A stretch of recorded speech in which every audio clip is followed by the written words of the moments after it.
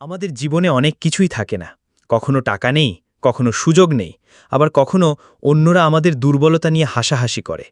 কিন্তু সত্যিকারের সৌভাগ্য লুকিয়ে থাকে আমাদের ভেতরের শক্তিতে, সেই ক্ষমতায় যা আমাদের চলতে শেখায়। আজকের গল্পটা এমনই এক ছেলের যার পায়ে জুতো ছিল না, কিন্তু তার মন ছিল পাহাড়ের মতো দৃঢ়। চলুন শুনি জুতার দাম। এক গরিব ছেলেকে স্কুলে অনেক সময় বুলিংয়ের শিকার হতে হতো।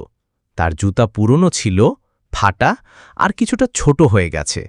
সহপাঠীরা প্রায়ই তাকে নিয়ে হাসাহাসি করত।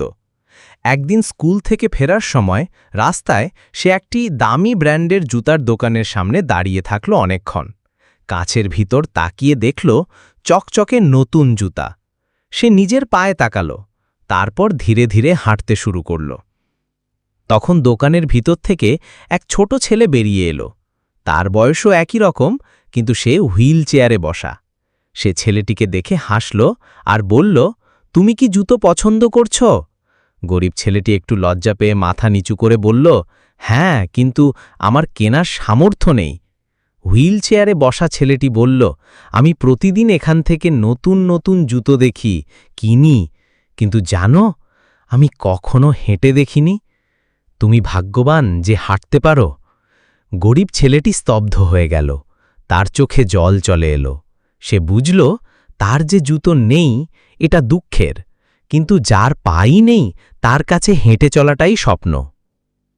শিক্ষণীয় বার্তা: জীবনে যা নেই তা নিয়ে দুঃখ করার আগে যা আছে তা নিয়ে কৃতজ্ঞ হও।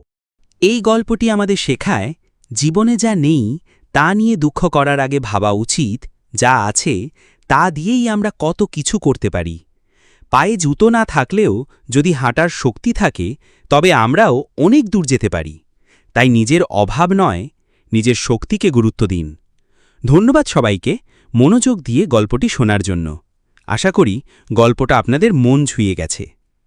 আপনারা যদি এমন মানবিক ও অনুপ্রেরণামূলক গল্প ভালোবাসেন তাহলে চ্যানেলটি সাবস্ক্রাইব করতে ভুলবেন না। আপনার একটা লাইক আর শেয়ার হয়তো কারো মন ছুঁয়ে যাবে।